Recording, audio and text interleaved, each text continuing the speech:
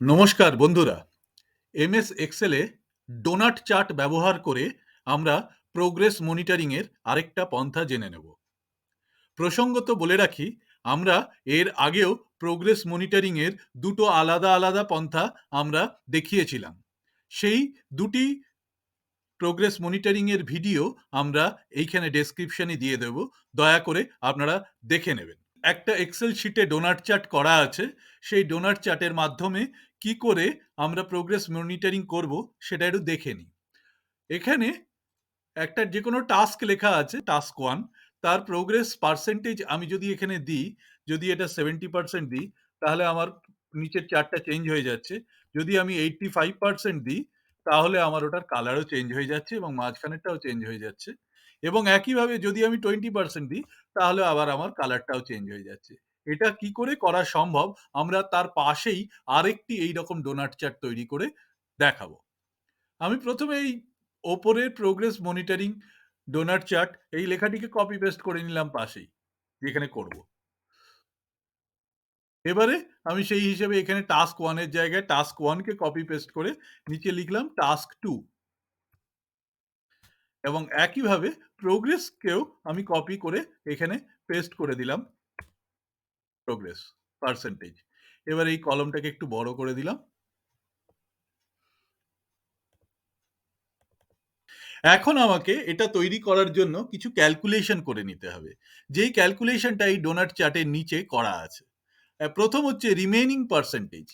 ধরা যাক আমি এইখানে একটি 85% এর একটি প্রোগ্রেস চার্ট তৈরি করব। তো 85% আমি এখানে প্রথমে লিখে নিলাম। এবারে আমার প্রথমে হচ্ছে রিমেইনিং পার্সেন্টেজ, ডোনাট চার্টের নিচে আমাকে একটা জায়গায় করে রেখেছি রিমেইনিং রিমেইনিং পার্সেন্টেজ আমাকে বার করতে হবে। কি করে বার করব? খুবই সহজ, আপনারা জানেন, is equal to 1 minus 85। Remaining পার্সেন্টেজটা পাওয়ার পরে আমরা দেখতে পাচ্ছি এখানে আমরা কতগুলো ক্রাইটেরিয়া ফিক্স করেছিলাম, যার লোয়ার লিমিটটা দেওয়া ছিল। আমি এই ক্রাইটেরিয়াগুলোও এখানে কপি করে পেস্ট করে দিলাম। এই ক্রাইটেরিয়াগুলো অ্যাবাউট টু ফিনিশ, হচ্ছে তার লোয়ার লিমিট হচ্ছে 80% এবং টাইম টেক টু ফিনিশ, মানে সময় লাগবে শেষ করতে কাজটি, তার লোয়ার লিমিটটি ধরা হয়েছিল 50% এবং জাস্ট স্টার্টেড, মানে জাস্ট শুরু হয়েছে যে কাজটা, সেটা লোয়ার লিমিটটি ধরা হয়েছিল এবং আমার 0%। এর পাশে আমি প্রোগ্রেসের পার্সেন্টেজটা লিখছিলাম। মানে এটা বলার বক্তব্য, আমি যখন ওপরে কোনো একটি পার্সেন্টেজ লিখছি প্রোগ্রেসের, সেই পার্সেন্টেজটা এই নিচের কোন ক্যাটাগরিতে এসে পৌঁছবে। তো এটার জন্য আমরা ইফ ফর্মুলা ব্যবহার করেছি। আপনারা যারা ইফ ফর্মুলার ব্যাপারে আরো বিশদে জানতে চান, তারা একটি ইফ ফর্মুলার ভিডিও আছে, সেটা দেখে নিতে পারেন। এখন প্রথমে আমার লোয়ার লিমিট 80 এবং ওপরের পার্সেন্টেজটা রয়েছে। তো সেক্ষেত্রে আমি দেবো, যদি, মানে ইফ লজিক্যাল ফর্মুলাটা হচ্ছে এই সেলটা is less than equal to এই ওপরের সেলটা হয়, যদি ওই সেলটা ওপরের সেলটার থেকে লেস দ্যান ইকুয়াল টু হয়, মানে তার থেকে কম হয় বা তার সমান হয়, তাহলে তুমি ওপরের সেলটায় যে পার্সেন্টেজটা লেখা থাকবে সেটা লিখবে, আর তা না হলে কিচ্ছু লিখবে না। কিচ্ছু না লেখার জন্য আমরা জিরো লিখতে পারি বা ডাবল ইনভাইটেড কমা দুবারও দিয়ে দিতে পারি, তাতে কিছুই আসে না। তাহলে এখানে দেখা গেল, আমার এখানে দেখা যাচ্ছে যে 80%টা আমার 85%-এর থেকে কম বলে এটা এখানে চলে এসেছে। এবারে আমরা দ্বিতীয় পর্যায়ের ফর্মুলাটা লাগাবো, যেখানে আমার প্রোগ্রেস পার্সেন্টেজ 50 কিংবা তার বেশি এবং 80%-এর থেকে কম। তো সেক্ষেত্রে আমরা কি ফর্মুলা লাগাবো, এখানে দেখে নিই। আমরা একটা ইফ অ্যান্ড ফর্মুলা লাগিয়েছিলাম। ইফ অ্যান্ড ফর্মুলাটা কি করে কাজ করে সেটা একটু শিখে নিই। এখানে লিখব, যদি আমার এই সেলের প্রোগ্রেসটা is greater than equal to 50% হয় এবং লেস দ্যান 80% হয়, সেই লেস দ্যানটা লেখার জন্য ইফ এবং ফর্মুলাটার আগে আমি এটি অ্যান্ড দিয়ে প্রথম ব্র্যাকেট দিয়ে ফার্স্ট লজিক্যাল টেস্টটাকে কমপ্লিট করব, কমা দেবো। এবার সেকেন্ড লজিক্যাল টেস্টে ওই একইভাবে ওই পার্সেন্টেজটা, প্রোগ্রেস পার্সেন্টেজটা ইজ লেস দ্যান 80% হয়, দিয়ে আমি ফার্স্ট ব্র্যাকেট কমপ্লিট করব। অ্যান্ড ফর্মুলাটা দিয়ে আমি লজিকটাকে পূরণ করলাম। এবারে if true then put the progress percentage, otherwise write double inverted comma second time means nothing. আর তৃতীয়বারের ক্ষেত্রে আমরা আরেকটা ফর্মুলা দিই, সেটা আবার খুব সহজ ফর্মুলা। যদি এই পার্সেন্টেজটা 50% এর থেকে কম হয়, তাহলে তার সবকিছুই 50 থেকে 0 এর মধ্যে চলে আসবে। তো এক্ষেত্রে আমরা সেটা দিয়েছি। এবারে তৃতীয় ইফটা দিচ্ছি, যদি মানে প্রোগ্রেস পার্সেন্টেজটা আমার কম হয় 50% এর থেকে, তাহলে তুমি প্রোগ্রেস পার্সেন্টেজটা এই সেলে বসাবে। আর তা যদি না হয়, তাহলে তুমি 0 বসাবে। 0 নয়, double inverted comma double inverted comma বসাবে। এটা আবার চেক করে নিই ঠিক হচ্ছে কিনা। আমি এখানে একটা জায়গায় 21% লিখলাম। দেখুন 21% টা আমার নিচেতে চলে এসছে। এটাকে পার্সেন্টেজে ঠিক করে দিলাম। আবার আমি 50 এর থেকে বেশি লিখে 80 থেকে কম লিখি, যেমন 75 লিখলাম, তখন দেখুন ওটা মাঝখানে চলে এসেছে। এটাকেও আমি বোল্ড এবং ওই একই রকম করে দিলাম, পার্সেন্টেজ করে দিলাম। তার মানে দেখা যাচ্ছে যে এই ফর্মুলাটি কাজ করছে এবং আমি এখানে 85% লিখে আবার পুরোনো অবস্থায় ফিরে এলাম। তাহলে এখন আমাদের রিমাইন্ডার কত রইল, মানে অবশেষ, সেটা হচ্ছে একদম ঠিক বলেছেন, 1 মাইনাস সাম অফ অ্যাবভ। এইবারে আমরা ডোনাট চার্টটি তৈরি করব। আমি প্রথমে ইনসার্টে গেলাম। ইনসার্টে চার্টস এর মধ্যে আমি এই যে ইনসার্ট পাই আর ডোনাট চার্টসে ক্লিক করলাম এবং একদম শেষের ডোনাট চার্টটি নিলাম। এইবারে এই ডোনাট চার্টটির ওপরে রাইট বাটন ক্লিক করলাম এবং এখানে সিলেক্ট ডেটাতে ক্লিক করলাম। অটোমেটিক্যালি সিলেক্টেড যে ডেটা আছে সবকটাকে রিমুভ করে অ্যাড ডেটাতে ক্লিক করলাম। সিরিজ নেম দিলাম প্রোগ্রেস মনিটরিং চার্ট এবং এখানে সিরিজ ভ্যালু দিলাম আমার এই নিচের ভ্যালুগুলো। তো আমার এখানে একটি ডোনাট চার্ট তৈরি হয়ে গেল।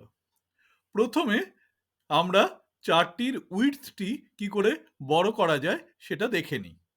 চার্টটির ওপরে আবার ক্লিক করে রাইট বাটন ক্লিক করলাম, ফরম্যাট প্লট এরিয়াতে গেলাম।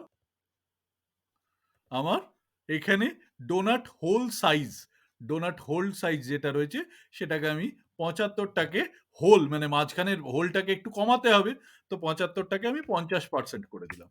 তো আমার লাইনটা মোটা হয়ে গেল। দ্বিতীয়বারে আমার যেখানে হলুদ আছে ওখানে এখানে কিছু নেই। তাহলে কিছু নেই মানে কি আছে? সাদা আছে।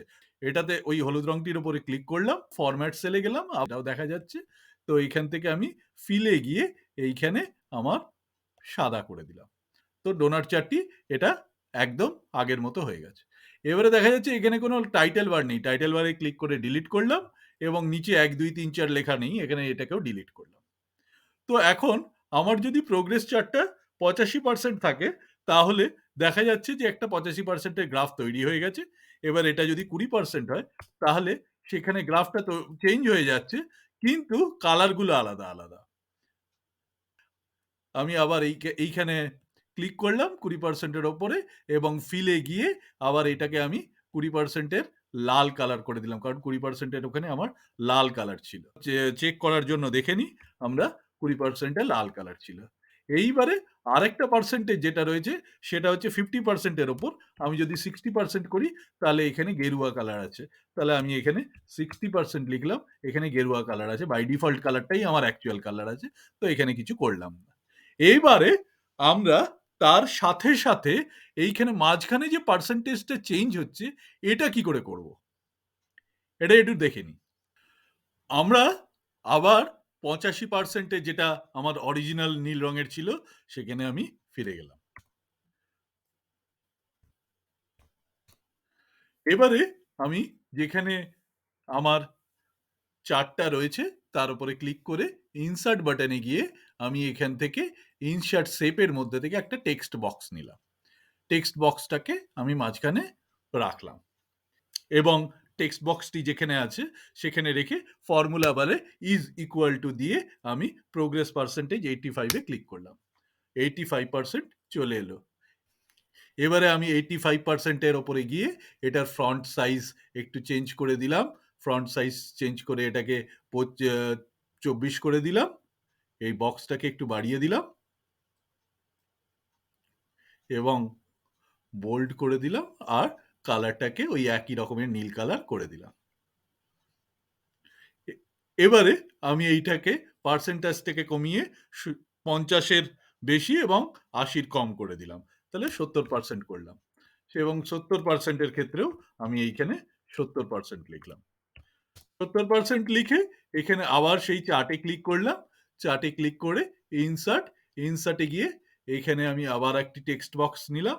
সেই টেক্সট বক্সটির ওপরে আমি এরকম টেক্সট বক্সটি টেনে ফর্মুলা বারে ইজ ইকুয়াল টু দিয়ে আমি ওই 70-এর নিচে ক্লিক করলাম এবং 70% চলে এলো এবং 70%টাকে এখানে গেরুয়া রং, বোল্ড এবং সাইজ আমি এখানে 24 করে দিলাম। 70%-এর সাইজটা চলে এলো।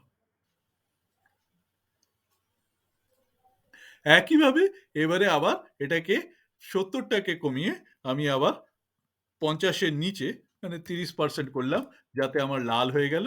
সেইখানে আমি আবার 30% করে এখানে আবার একটা টেক্সট মাঝখানে গেলাম, চার্টে ক্লিক করে ইনসার্টে গেলাম, আবার একটি টেক্সট বক্স নিলাম। টেক্সট বক্সটিকে ক্লিক করে আমি এখানে আবার ফর্মুলা বারে ইজ ইকুয়াল টু লিখে আমি এবারে আমার এখানে 30%-এ ক্লিক করে দিলাম।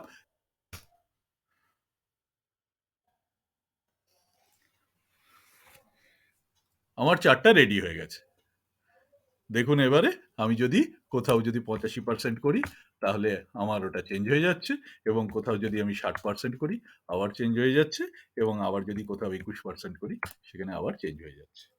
এবারে ওপরের যে ফরম্যাটিংটা আছে, ফরম্যাটিংটাকে আমি নিজের মতো করে নিলাম।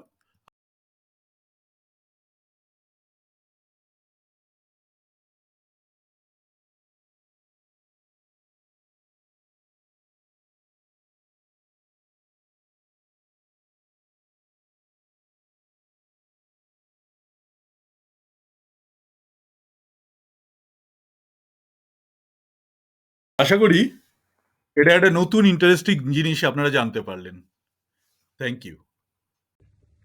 আশা করি আপনাদের ভিডিওটি ভালো লেগেছে এবং আমি জানি এটি আপনারা আপনাদের কর্মক্ষেত্রে বা আপনাদের যে কোনো কাজে এটিকে ব্যবহার করতে পারবেন।